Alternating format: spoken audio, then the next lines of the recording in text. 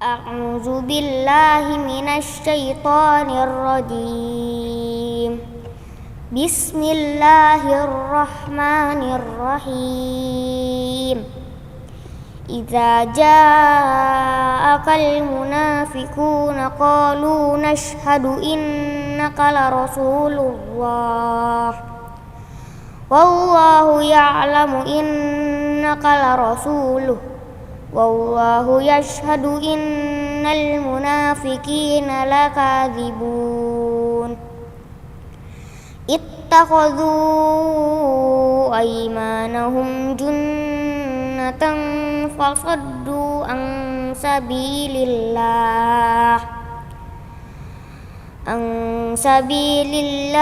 innahum sa'a ma kanu ya'malun. Dzalika bi annahum amanu tsumma kafaru fatubi'a ala qulubihim fahum la yafqahun.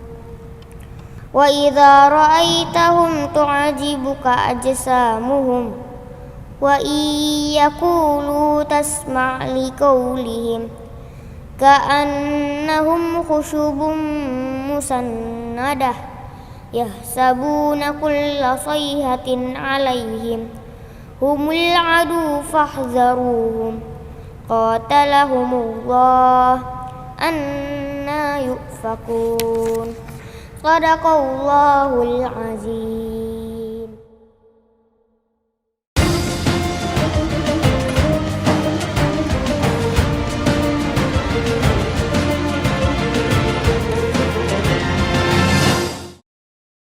Bismillahirrahmanirrahim.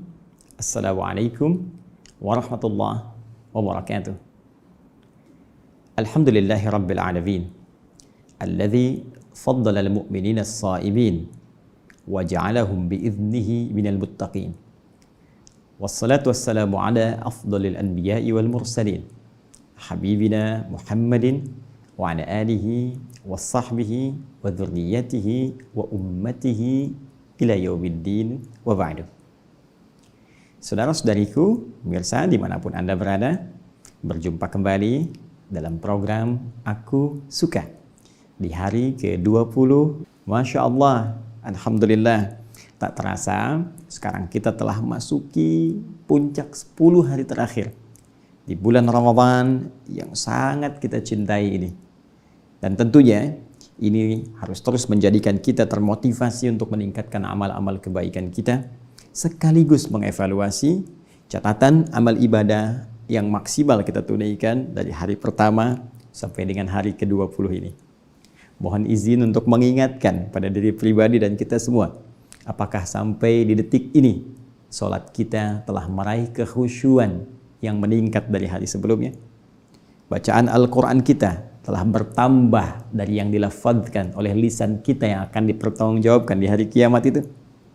Pun demikian, semangat kita untuk berbagi, baik lewat harta benda, juga boleh jadi pakaian, mungkin juga makanan, yang sampai hari ke-20 ini tentunya akan jadi ukuran tingkat kemuliaan dari ibadah yang telah kita tunaikan. Namun demikian, untuk memaksimalkan itu semua, tentu setiap yang kurang dengan kasih Allah Subhanahu wa Ta'ala, selalu saja Allah memberikan momentum untuk melimpahkan pahala guna menutup kekurangan-kekurangan di masa lalu, sekaligus melahirkan satu momentum yang bisa menggugurkan kesalahan dan dosa dalam satu masa yang boleh jadi bisa bersamaan. Di pertemuan lalu, kita telah uraikan tentang momentum dimaksud dalam satu malam saja di bulan Ramadan, yang kita kenal dengan malam Al-Qadar. Telah tuntas kita bahas, baik dari segi narasi Al-Quran tentang informasi waktu pertama kali malam itu diturunkan bersamaan dengan turunnya Al-Quran, yaitu terdapat di isyarat Quran surah ke-8 Al-Anfal itu, ayat 41, dengan merujuk pada peristiwa sejarahnya di hari yang bersamaan, yaitu Jumat, hari paling mulia, tanggalnya 17 Ramadan, dan ini peristiwa pertama kali diturunkannya Al-Quran dari Lauh Mahfuz ke Baitul Izzah. Demikian kemudian berproses hingga lahirnya Rasulullah sallallahu alaihi wasallam ditugaskan sebagai seorang nabi dalam usia 40 tahun, 6 bulan, 12 hari itu. Kemudian turun wahyu kepada beliau dan berproses malam Al-Qadar diturunkan dalam keterangan versi Nabi sallallahu alaihi wasallam banyak di akhir-akhir di bulan Ramadan, khususnya di 10 hari yang terakhir. Karena itu pertemuan yang lalu kita telah uraikan keterangan-keterangan Nabi, bagaimana kemudian Nabi meminta kita memburu 10 malam terakhir. Dan mohon izin bagi teman-teman yang baru bergabung, mohon Anda bisa menyimak kembali tayangan kami di pertemuan yang lalu supaya bisa terhubung, ya, ada ketersambungan materi hingga pertemuan saat ini. Nabi meminta kita mencari di malam-malam yang terakhir. Saya tuntas jelaskan kemarin seperti diulas di hadis riwayat Al-Bukhari, nomor hadis 2020 itu dari Sayyidah Aisyah radhiyallahu taala anha, ketika Nabi menyampaikan bima ma'na taharru ya Lailatul Qadri fi al-ashr al-awakhir min Ramadan. Ayo buru, ya, buru. Seriuskan dirimu, maksimalkan persiapanmu untuk mendapatkan malam Al-Qadar itu di 10 malam-malam yang terakhir di bulan Ramadan. Baik, bahkan juga ada beberapa spesifik hadis mencari di malam-malam ganjil, witir, seperti pernah kita tuntaskan dalam pertemuan yang lalu, baik riwayat dari Sayyidah Aisyah juga riwayat dari sahabat Ibnu Umar radhiyallahu taala anhuma. Sekarang yang harus kita lengkapi adalah jika telah kita dapatkan waktu itu, seperti Sayyidah Aisyah pernah bertanya kepada Rasulullah SAW, ya Rasulullah, jika dengan izin Allah aku dapati malam itu, maka doa apa yang harus aku bacakan?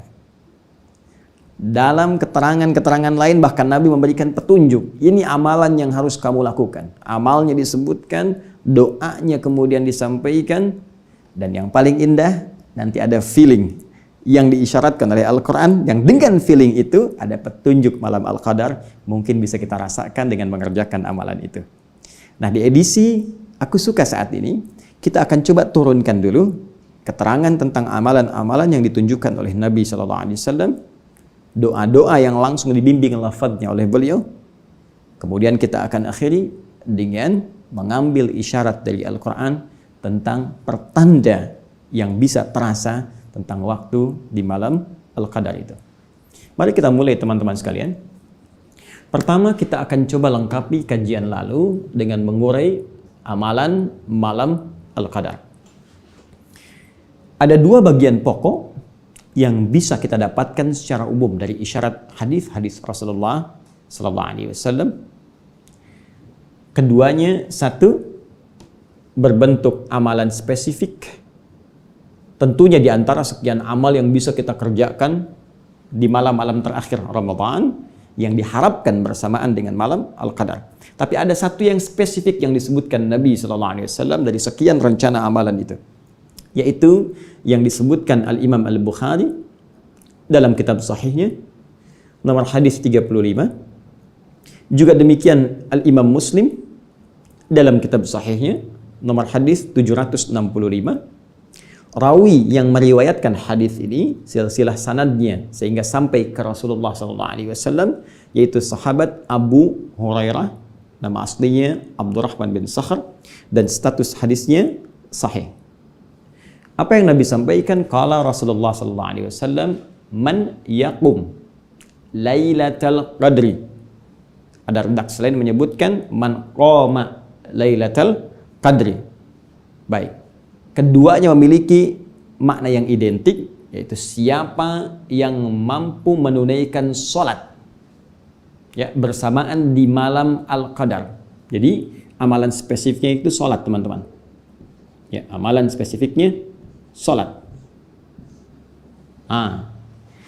Imanan wahtisaban. Yang ia lakukan, satu, dengan penuh keimanan kepada Allah Subhanahu wa Ta'ala. 2, dengan penuh ketulusan disertai rasa mengoreksi diri, ya. Dengan penuh ketulusan disertai rasa mengoreksi diri, introspeksi diri dalam keadaan ia sholat itu. Dia kerjakan karena Allah, dia ukur dirinya yang selama ini boleh jadi jauh dari Allah, kurang sempurna dalam beramal, kemudian dia bermohon dengan penuh kekhusyuan kepada Allah dalam sholatnya. Apa yang didapatkan pada saat itu? langsung bonusnya Nabi sebutkan, ya, ghufira lahu ma taqaddama min dzambi. Maka bonusnya seketika ia akan mendapatkan ampunan dosa dari semua dosa-dosa yang pernah ia kerjakan selama hidupnya sejak balik sampai detik dia sholat itu. Kenapa saya sebut bonus? Ya, karena jelas kalau pahala telah diisyaratkan langsung dalam Al-Quran. Bukankah jelas, tegas Allah sampaikan di Quran surah 97 Al-Qadar itu? Ya, tegas kalimatnya, Lailatul Qadri khairum min alfi syahr. Ya, malam Al-Qadar itu lebih dari 1000 bulan nilai kemuliaannya. Lebih dari 1000 bulan nilai pahalanya. Jadi kalau Anda bersamaan sholat di malam itu, walaupun 2 rakaat, ya, kemudian ditutup dengan salam. Setelah 2 rakaat ini, sekali sholat dibuka dengan takbir, tutup dengan salam. Cuma sekali 2 rakaat, nilainya sama dengan sholat lebih daripada 83 tahun. Allahu Akbar, Allahu Akbar, Allahu Akbar. 83 tahun, Masya Allah. Dan bonusnya, kalau benar sholatnya, kata Nabi, kalau benar sholatnya, bonusnya dapat pahala 83 tahun. Pahalanya, bonusnya ampunan dosa dari Allah Subhanahu wa Ta'ala. Allahu Akbar. Anda bisa bayangkan nggak? Jadi begitu orang ini salam, dapat pahala lebih daripada 83 tahun, dosanya hilang. Ya, jadi dosa kosong, amalan banyak. Begitu salam, Assalamualaikum warahmatullahi, Assalamualaikum warahmatullahi, tiba kemudian wafat. Atau dia wafat dalam keadaan sujud. Sujud yang terakhir, sedang bermohon, istighfar, dia nangis, banyak dosanya. Tiba-tiba nggak bangun lagi. Punya pahala sujud lebih dari 83 tahun. Dan digugurkan dosanya dengan tangisan yang mengalir bahkan sampai pipinya itu. Allahu Akbar. Ini luar biasa. Ini adalah apa yang diisyaratkan oleh Nabi Sallallahu Alaihi Wasallam tentang menghidupkan malam-malam Al-Qadar ini, menghidupkan khususnya malam-malam 10 terakhir di bulan Ramadan ini dengan banyak menunaikan salat. Ini yang menjadikan bukan hanya Rasulullah Sallallahu Alaihi Wasallam sampai membangunkan keluarganya. Disebutkan dalam salah satu riwayat, aiqadha ahlah. Ya, beliau membangunkan keluarganya. Allahu Akbar. Istri beliau dibangunkan. Kemudian menantu beliau Ali bin Abi Thalib, tentunya dengan istrinya yang tercinta Fatimah Az-Zahra, istrinya Ali bin Abi Thalib, putrinya Rasulullah sallallahu alaihi wasallam. Ya, dibangunkan. Ayo bangun, hidupkan malamnya. Kalau nggak ada kemuliaan ini, mustahil selevel Nabi pun membangunkan keluarganya yang mulia. Ya, yang tentunya bersama Nabi di surga. Ali bin Abi Thalib disebutkan dari 10, termasuk 10 orang yang masuk surga tanpa hisab. Ya kan? Baik, Fatimah Az-Zahra, Masya Allah, pemudi penghulu surga. Al-Hasan dan Al-Husain, kedua-duanya cucu Nabi, penghulu, pemuda surga. Allahu Akbar. Ya, Fatimah, Ali bin Abi Thalib, keluarga Nabi dibangunkan untuk memaksimalkan amalan ini. Ini yang diteruskan kemudian oleh para sahabat generasi setelah Nabi SAW wafat. Hingga kini, jangan heran, bahkan di Masjidil Haram misalnya, di Masjid Nabawi, atau bisa kita katakan kalau dalam konteks ini lockdown misalnya di sana, ya, dalam konteks ahli Mekah yang muslim, ya, kekinian sampai sekarang, ahli Madinah yang muslim tentunya sampai sekarang, ya, karena dilarang yang tidak beriman masuk ke dalam 2 wilayah tanah suci ini, membiasakan pula untuk menghidupkan malam-malam khususnya di 10 hari terakhir Ramadan. Ya, kalau Anda umrah pada bulan-bulan Ramadan akan terasa bagaimana malamnya bangkit kembali, sholat lagi, bahkan diperbanyak bacaannya, diperbanyak kemudian kekhusyuannya, sehingga terasa kenikmatan dalam jiwa. Apa yang diinginkan dari situ? Ini menghidupkan sunnah Nabi. Bangun, ya, tunaikan. Jadi bukan sekedar sunnahnya kemudian hidup, tapi pahala, ya, tapi pahala besar kemungkinan bisa didapatkan dan bonus sangat besar kemungkinan bisa diraih. Nah, kita beri catatan dalam 2 hal. Hal pertama, apakah setiap orang yang sholat pada malam itu berpotensi diampuni dosa-dosanya dan dapat pahala seperti yang tadi disebutkan? Belum tentu. Sekali lagi, maaf sekali, jika ada satu anugerah yang besar, mustahil tidak bersanding dengan syarat-syarat yang tertentu. Saya sering katakan, kompetisi yang hebat itu, yang hadiahnya besar, pasti syaratnya pun ketat. Karena itu, Nabi tidak hanya memberikan gambaran orang sholat dapat ini, orang istighfar dapat ini, tapi ada syarat yang sangat mengikat, syarat ketentuan berlaku. Apa itu? Perhatikan kalimatnya, imanan, wahtisaban. Dia tunaikan dengan keyakinan penuh karena Allah Subhanahu wa Ta'ala. disertai ketulusan. Awas, catat ini ya. Awas, kaidahnya iman tulus, yakin karena Allah Subhanahu wa taala dan dijauhkan dari hal-hal yang bisa mengotori dan membelokkan niat kita karena Allah. Karena orang lain sholat, saya sholat. Karena ingin merasakan kenikmatan kalau imamnya si fulan. Karena ingin supaya rame saja, karena ingin supaya meriah saja. Kalau orang hanya sekedar bangkit sholat karena orang lain sholat dan ingin merasakan kemeriahan saja, ya ingin meraih kenikmatan semu saja, maka tidak ada beda ini dengan yang dimaksudkan Nabi SAW. Rubba qa'imin laisa lahu min qiyamihi illa as-sahar. Tidak sedikit nanti ada ditemukan orang bangun, orang sholat tak mendapatkan apapun dari sholatnya kecuali lelah begadang saja. Dia tunggu sampai malam sholat tapi niatnya keliru. Malam nanti sholat, ya iya aku juga pengen ikut, cuma pengen ikut bukan ingin meraih kemuliaannya. Baik. Nah, ini bagian pertama. Kemudian bagian kedua, teman-teman sekalian, penting dicatat. Ustadz, apakah untuk mendapatkan kemuliaan ini mesti ke masjid? Atau bisa diraih di rumah? Teman-teman sekalian, Lailatul Qadar itu syarat meraihnya tidak terikat dengan masjid, tapi terikat dengan amalan yang dikerjakan di malam itu. Dalam kondisi normal pun kalau Anda ke masjid terus malamnya nggak bangun, cuman tidur, ya nggak dapat juga. Jelas ya? Jadi kita ke masjid itu untuk mengondisikan supaya lebih fokus, ya, supaya bisa maksimal termotivasi untuk ibadah. Karena mungkin dalam kondisi ada di rumah, yang dilihat mungkin TV, yang dilihat mungkin bacaan, yang dilihat mungkin internet. Tapi ketika orang ke masjid, kondisinya lebih terfokuskan untuk bisa ibadah dengan maksimal. Ya, TV gak ada di ruangan tempat sholat. Mau baca Quran, orang semua lihat Al-Quran. Mau tiduran, orang bangun. Akhirnya terdorong kita, ya, termotivasi untuk menunaikan ibadah. Bangun malamnya, tapi kalau Anda cuma datang ke masjid, mindahkan bantal, bawa kasur, ikut tiduran, malam-malam ketiduran, pas bangun sahur, ya nggak dapat juga.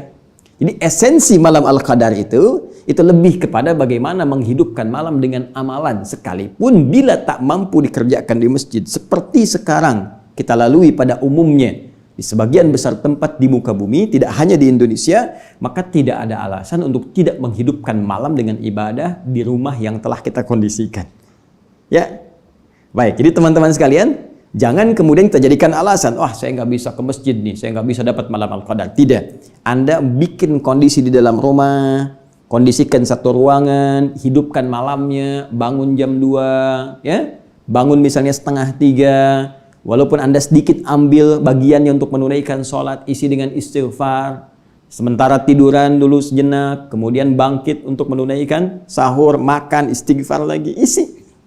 Yang penting hidupkan. Ya. Jadi ini bagian kedua yang penting kita jawab. Syarat mendapatkan kemuliaan ini tidak terikat dengan tempat di masjid, tapi lebih kepada bagaimana menghidupkan malamnya dan menghadirkan suasana yang sekiranya bisa kita maksimalkan untuk menunaikan ibadah kepada Allah Subhanahu wa taala. Baik, ini bagian yang pertama. Kemudian yang kedua, ada isyarat yang ditemukan juga dalam hadis-hadis Nabi sallallahu alaihi wasallam, bimbingan langsung tentang satu doa yang langsung ditalqinkan, dibacakan melalui lisan Nabi yang sangat mulia kepada istri beliau tercinta Sayyidah Aisyah radhiyallahu taala anha. Ketika Sayyidah Aisyah bertanya pada Rasulullah, "Ya Rasulullah, jika dengan izin Allah tentunya, ya, aku berkesempatan bersamaan mendapatkan malam Al-Qadar itu, apa yang harus aku katakan? Apa yang harus aku bacakan dalam doa? Madza aqulu fiha?" Baik, ini dirangkum keterangannya dalam salah satu hadis yang bisa kita lacak, riwayat At-Tirmidzi, nomor hadis 3513, juga ditemukan pula di hadis riwayat Ibnu Majah, nomor hadis 3119. Rawi yang meriwayatkannya Sayyidah Aisyah radhiyallahu taala anha, dan status hadisnya sahih. Apa bunyi doanya? Baik, kita bacakan pelan-pelan. Saya yakin tak dituliskan pun, insya Allah kita semua sebetulnya sudah hafal. Hanya tinggal menempatkannya saja. Ikuti saya. Allahumma. Baik. Allahumma innaka afuwun tuhibbul afwa fa'fu anni. Baik, saya coba tuliskan saja ya, supaya mudah untuk kita pahami. Saya izin hapus dulu sebentar. Ya, saya hitung sampai 5 ya. Baik, siap. 1, 2, 3, 4, 5. Baik. Simpan di sini. Allahumma. Tuliskan. Allahumma. Innaka afuwun tuhibbul afwa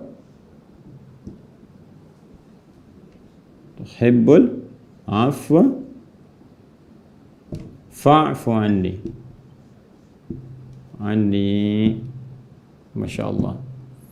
Allahumma innaka afuwan tuhibbul afwa fa'fu anni. Ya Allah, ingat Allahumma itu penyatuan antara ya dengan Allah, disatukan menjadi Allahumma. Dan kalimat ini tidak diucapkan kecuali dengan penuh kerendahan hati dan ketawadhuan. Ini yang dimaksud Quran surah ke-7 ayat 205. Wadhkur rabbaka fi nafsika tadarruan wa khifatan wa dunal jahri minal qaul. Ya, berdoa. Ya, sebut nama Rabbmu dalam jiwamu. Mohon dengan penuh ketawadhuan dan penuh harap. Jadi kalau berdoa kata Quran itu harus optimis minta. Penuh harap tapi tawadhu sifatnya. Ya, sifatnya tawadhu. Baik, jadi ketika Anda mengucapkan Allahumma, minta dengan penuh kekhusyuan, ketawadhuan.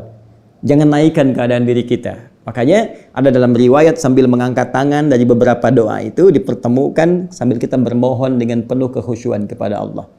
Innaka afuwun. Ya Allah, sungguh hanya Engkau. Ya, hanya Engkau ya Rabb. Ya, tapi ingat, cara memohon dengan kalimat hanya Engkau ini, innanya kan harfu nasbin.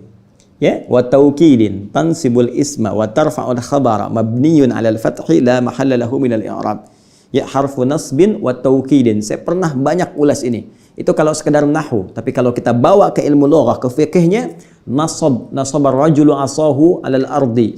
Ya, seorang lelaki menancapkan tongkatnya di bumi ke tanah dengan kuat sehingga enggak goyah. Ya, jadi maksudnya apa? Anda kalau mengucapkan dengan kalimat inna, tancapkan dalam hati Anda yang paling dalam. Seakan Anda mengatakan begini, ya Allah, sungguh hamba sangat yakin dengan keyakinan yang tak pernah goyah dalam jiwa hamba. Hanya Engkau afuun yang maha pemaaf. Hanya Engkau yang pasti memaafkan semua salah tanpa kecuali. Hanya Engkau yang pasti menggugurkan semua dosa-dosa jika hamba ada yang ingin bertobat kembali kepadamu. Tuhibbul afwa, dan Engkau mencintai orang-orang yang ingin minta maaf, minta ampun kepadamu. Ini kalimatnya indah sekali. Ya Allah, aku tak pernah goyah. Aku yakin hanya Engkau yang maha pemaaf, mengampuni dosa-dosa, menggugurkan semua salah. Dan aku yakin tanpa goyah ya Allah, Engkau mencintai setiap yang mau minta maaf. Engkau mencintai setiap orang-orang yang mau bertobat. Fa'fu anni. Maka dengan sifat cintamu ini, mohon maafkan kesalahan hamba. Ya. Kalimatnya indah sekali. Karena ada memaafkan dengan cinta, ada maaf tanpa cinta. Ada anak salah pada ibunya. Ya kan? Dengan sayangnya ibu, ada yang cuma membelai, sudah ibu maafkan. Ada yang menangis sajalah, sudah nak, sudahlah. Lupakan semua itu. Tapi ada orang yang datang, ya, karena perselisihan mau minta maaf tapi cinta belum hadir sehingga kalimat-kalimat kasar yang keluar. Kan sudah saya bilang dari dulu mau begini. Nah, tidak. Nabi mengajarkan kepada kita, ya Allah, ya, Engkau mencintai orang-orang yang minta maaf, hambamu yang mohon ampunan, maka dengan cintamu itu mohon maafkan hamba. Indah kalimatnya. Baik ya, dosa apapun sepanjang nyawa belum di kerongkongan, Anda pernah berbuat apapun, ya, perbuatan-perbuatan yang sangat masuk bahkan dalam kategori dosa besar. Ya, perbuatan musyrik, kadang-kadang nggak sadar, riya itu musyrik kecil. Ya, ingin dilihat orang, ingin didengar orang, apalagi musyrik betulan. Hati-hati dalam konteks betulan yang saya sebutkan yang nyata benar-benar termasuk dosa besar yang disebutkan langsung oleh Nabi sallallahu alaihi wasallam. ya, meminta kepada selain Allah Subhanahu wa taala, datang ke dukun-dukun, datang ke paranormal, ya, ke benda-benda tertentu, merasa ada dikeramatkan, memberikan satu kekuatan dan sebagainya. Tinggalkan semua itu, kembali kepada Allah, minta ampun. Mungkin itulah detik perubahan dalam kehidupan kita. Detik-detik yang sangat menentukan dalam hisab kita saat kembali kepada Allah Subhanahu wa taala. Ingat, ketika momennya ada, maka semua kemuliaan dan kebahagiaan boleh jadi akan menghampiri kita semua. Satu poinnya itu. Jadi ini ibadah yang tadi disyariatkan melalui salat. Kemudian yang kedua, doa yang dimintakan melalui bacaan yang saya tuliskan. Dan Masya Allah, saya itu sering kali menghadirkan kekaguman pada orang tua kita dulu. Ulama-ulama kita. Tidak banyak mengungkap dalil-dalil, tidak banyak terlalu panjang-panjang memberikan arahan. Cukup diberikan amalan masyarakat awam. Sudah. Bukankah setiap tarawih kita dibimbing membaca doa ini? Allahumma innaka afuwun tuhibbul afwa fa'fu anni. Ya, kalau kata gantinya banyak untuk keluarga kita, bukan untuk yang personal saja. Allahumma innaka afuwun tuhibbul afwa fa'fu anna. Ya. Kadang-kadang dimasukkan al-asmaul husnanya. Allahumma innaka afuwun karim tuhibbul afwa fa'fu anna ya karim. Tuh. Kalau kita konsisten tarawih tuh, bukankah tarawih kan dikerjakannya kalau nggak tengah malam, ya kan? Atau ditarik maju ba'da isya. Sedangkan waktu al-qadar kan di Quran disebutkan, hiya hatta matla'il fajr. Malam al-qadar itu terbentang luas sampai ke pembuka fajar, menjelang fajar. Maka kalau benar kita konsisten sholat malamnya, lakukan dengan baik, baik di tarawih sifatnya qiyamul lail ataupun tahajud, maka peluang ini akan mungkin bisa kita maksimalkan. Nah, sampai di sini, setelah mengetahui amalan utama, ya saya katakan utama karena nanti ada amalan-amalan turunan. Kan tak mungkin Anda isi tengah malam cuma sholat 2 rakaat, istighfar terus tidur. Kenapa nggak kita tambah dengan yang lain? Ya, bisa baca Al-Quran, atau tilawah, perbanyak zikir. Itu amalan-amalan tambahan yang mengiringi. Ini yang utamanya. Hanya pertanyaannya begini. Apakah semua orang yang bahkan bangun di malam-malam akhir Ramadan untuk mengejar keutamaan Al-Qadar khususnya, bisa otomatis bersemangat menunaikan ibadahnya? Atau belum tentu setiap orang yang bangun bisa langsung bisa fokus ibadah. Kalau tidak semua bisa seperti itu, karena boleh jadi ada yang sudah terbiasa gampang bangun. Ada yang baru ingin memulai, 20 hari ke belakang nggak ngapa-ngapain, dia kejar yang 10 malam terakhir. Belum tentu keinginan itu akan disertai dengan kebiasaan. Karena belum jadi kebiasaan, belum tentu mudah untuk bangun di malam harinya. Dan kalaupun sekali bangun, belum tentu khusyuk. Ya. Harap-harap bangun jam 2, bangun setengah 2. Tapi baru bangun karena belum biasa, nunggu, begini, tiba-tiba udah setengah 4. Baik, wudhu dan seterusnya. Nah sekarang, apakah ada tips dari Al-Quran? Dan hadis-hadis Nabi SAW, kalau saya ingin bangun dan memfokuskan diri, seperti apa cara bangunnya? Bagaimana saya bisa memfokuskan diri dan di mana tempatnya? Nah, teman-teman sekalian, dalam bahasa Arab, jika Anda ingin mengonsentrasikan diri, fokus terhadap sesuatu, dalam kondisi tertentu khusus, yang sulit dipalingkan pada yang lain, maka bahasa Arabnya disebut dengan akafa. Ya, kata kerjanya disebut dengan akafa. Saya tuliskan begini. Ain, kaf, ha. Ain, kaf, fa. Ya. Ain, kaf, fa. Akafa. Baik. Orangnya disebut akif. Alladzi lazima bihi. Akif. Orang yang konsisten terhadap sesuatu, fokus, dan sulit untuk berpaling. Jamaknya tambah un di ujungnya. Akifun. Plus un. Jadi akifun. Orang-orang yang fokus. Mengondisikan satu keadaan, fokus di situ sulit dipalingkan. Karena itu saat Nabi Ibrahim alaihissalam mengingatkan ayahandanya bahkan kaumnya, ya, yang sedang fokus terhadap sesembahan, ya, fokus terhadap berhala, sampai-sampai dipanggil sulit, diingatkan marah. Itu ada di Quran surah ke-21 Al-Anbiya ayat ke-52. Ya, sampai diabadikan di Al-Quran, idh qala li abihi wa qawmihi ma hadhihi at-tamathilul lati antum laha akifun. Ini apa sih istimewanya patung-patung ini? Istimewanya berhala-berhala ini sampai kalian begitu fokus, sulit dipalingkan dari itu. Diajak pada yang baik, susah diarahkan kepada pencipta, nggak bisa diingatkan, marah-marah. Akif. Nah, ini menunjuk pada sisi bahasa. Ya, baik. Kalau kita tarik ke dalam nuansa puasa, ini pun disebutkan ya di Quran surah kedua Al-Baqarah persis di ayat rangkaian puasa ayat ke-187. Wala tubashiruhunna wa antum aakifuna fil masajid. Kata Allah, kalau kamu ingin memang benar mendapatkan keistimewaan malam itu, maka buruk kondisikan.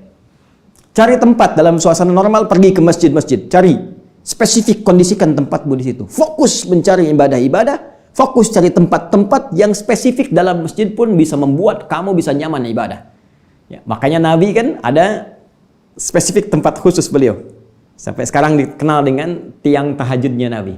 Ya, kalau kita nanti ilustrasikan dari dalam itu ada seperti panggung ya di area dekat raudhah sebelah kanan. Kemudian sebelah kirinya persis di belakang makam Nabi Sallallahu Alaihi Wasallam, area seperti panggung sekarang, ada tiang ke belakangnya itu amudit tahajud, tiang tahajudnya Nabi Sallallahu Alaihi Wasallam. Ada sahabat yang sayap kanan, ya, ada dekat-dekat ke mihrab seperti Umar bin Khattab radhiyallahu taala anhu. Cari tempat strategis yang mengondisikan kita bisa fokus ibadah, bisa nikmat.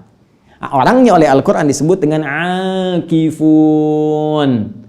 Bahkan nanti ya area Masjidil Haram pun disebutkan oleh Al-Quran sebagai tempat yang bisa digunakan sebagai akif, fokus untuk ibadah. Sejak zaman Nabi Ibrahim dan Nabi Ismail alaihissalam, keduanya diperintahkan mengondisikan area sekitaran Ka'bah untuk digunakan orang-orang fokus ibadah. Itu ada di Al-Baqarah surah kedua ayat 125. Paling kanan ke pertengahan. Wa idh ja'alna al-baita mathabatan lin-nasi wa amna wattakhidhu min maqami Ibrahim musalla wa ahidna ila Ibrahim wa Ismail an tahira baitiya lit-taifin wal 'akifin waruka'is sujud. Allah perintahkan pada Nabi Ibrahim, Nabi Ismail alaihissalam, bersihkan area-area ini, bersihkan area-area Ka'bah nanti untuk orang-orang yang salat, ya, orang-orang yang tawaf sebelumnya, juga orang-orang yang akan fokus untuk beribadah kepada Allah Subhanahu wa taala. Nah, jika kita ingin berusaha menjadi orang yang fokus ini, akif, dan mengondisikan diri, menyiapkan perlengkapan yang bagus, mengatur waktu yang terbaik, mencari tempat-tempat strategis supaya mengambil substansi dari apa yang disebutkan tadi, maka jika kita ingin berusaha mewujudkan itu secara bahasa, tambahkan hamzah wasal di depannya, alif begini, kemudian ta setelah huruf pertama dari kata asal. Kata asal akafa, huruf pertama, setelahnya tambah ta. Ini. Yang ini diharakati kasrah, iya. Yang ini pindahkan ke ta begini. Sedangkan ini jadi mati. Berubah dari akafa menjadi i'takafa. Ya'takifu. I'takafa talibu, ya, lil qiraati wal muraja'ah. Seorang siswa berusaha untuk fokus konsentrasi membaca dan mengulang-ulang pelajarannya. Maksudnya apa? Fokus sulit dipalingkan. Itu fungsi hamzah wasal di depan, alif ada yang menyebutkan, kemudian ta. Usaha untuk fokus dan sungguh-sungguh terhadap sesuatu sehingga tidak dipalingkan pada kegiatan-kegiatan lain. Kata kerja infinitifnya i'takafa, sifatnya disebut dengan i'tikaf. Sifatnya disebut dengan i'tikaf. I'takafa, ya'takifu, i'tikafan. Dari sini muncul istilah kita untuk i'tikaf di 10 hari terakhir bulan Ramadan. Ya, di malam-malam terakhir Ramadan. Sering dengar kan istilah itu? Nah, jadi i'tikaf itu asalnya fokus usaha yang sungguh-sungguh untuk fokus terhadap sesuatu sehingga merasakan manfaat dari apa yang difokuskan itu. Nah, sekarang persoalan kita adalah satu, Bukankah untuk fokus i'tikaf ini perlu tempat? Kalau lazimnya baik dari nas Al-Quran ataupun hadis, bahkan contohnya langsung disebutkan di masjid, dan sekarang suasana masjidnya bagi sementara tempat bahkan di Indonesia sulit untuk dilakukan i'tikaf, terutama daerah-daerah yang zona merahnya langsung berada di sekitaran itu. Pertanyaannya, apakah i'tikaf bisa dilakukan di luar masjid? Satu. Kedua, perlengkapan apa yang disiapkan saat akan i'tikaf itu? Dan ketiga, materi rencana-rencana amalan apa yang bisa mengondisikan kita untuk fokus ibadah saat i'tikaf itu? 3 PR ini, 3 pertanyaan besar ini tentunya akan lebih manfaat, akan lebih terasa fokus, dan akan lebih terkonsentrasikan jika kita uraikan dalam pembahasan tersendiri di hari ke-21 dalam episode Aku Suka 21 Ramadan di pertemuan esok insyaallah. Karena itu sebelumnya saya simpulkan dulu bahwa yang pertama, jika kita sudah hadir di malam-malam 10 terakhir Ramadan dan akan dimulai pada malam hari ini, maka kondisikan diri kita untuk bisa bangun di malam hari walaupun cuma sebentar. Kedua, siapkan amalan terbaik, setidaknya amalan utama yang ditunjukkan Nabi, yaitu salat. Dan minta kepada Allah dengan penuh ketulusan, baik dalam sujud ataupun dalam doa-doa pasca salat, kalimat yang diajarkan langsung oleh beliau kepada istri tercinta beliau, Sayyidah Aisyah radhiyallahu taala anha, Allahumma innaka afuwun tuhibbul afwa fa'fu anni, atau fa'fu anna untuk keseluruhan. Dan jangan lupa selanjutnya, lakukan semua itu dengan keyakinan kuat kepada Allah dan ketulusan, keikhlasan, tidak untuk yang lain. Terakhir, untuk mendapatkan kenikmatan semua itu, kita harus berusaha untuk fokus. Mencari tempat strategis, menghidupkan suasana yang nyaman, sehingga kenikmatan ibadah itu akan terasa dalam kehidupan kita. Dan bagian terakhir ini akan kita maksimalkan sekali lagi dalam pertemuan esok hari dengan izin Allah Subhanahu wa Ta'ala. Demikian yang bisa saya sampaikan. Semoga ada manfaat yang bisa diraih. Mohon maaf atas kekurangan. Semoga Allah memaafkan dan semoga Anda memahami dan diberikan kita kemudahan untuk mengamalkan. Subhanakallahumma wa bihamdika asyhadu an la ilaha illa anta astaghfiruka wa atubu ilaik wa akhiru da'wana alhamdulillahi rabbil alamin. Assalamualaikum warahmatullahi wabarakatuh.